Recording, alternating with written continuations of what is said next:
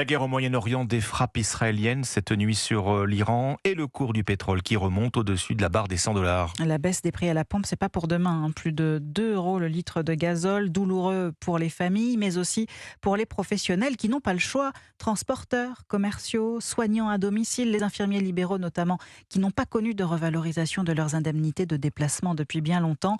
Pour éviter de refuser des patients, ils doivent repenser leur organisation. Reportage du correspondant d'Europe 1 à Marseille, Stéphane Burgat.